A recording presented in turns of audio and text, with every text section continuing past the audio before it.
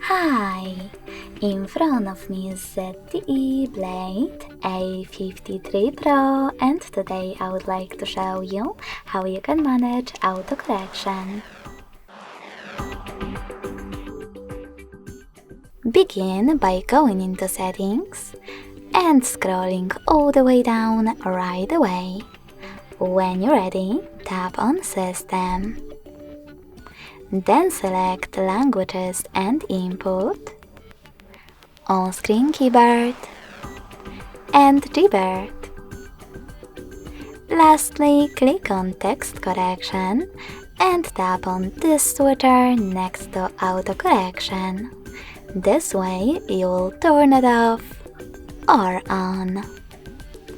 Thanks so much for watching. If you enjoyed this video, don't forget to leave a like, comment and subscribe. Bye!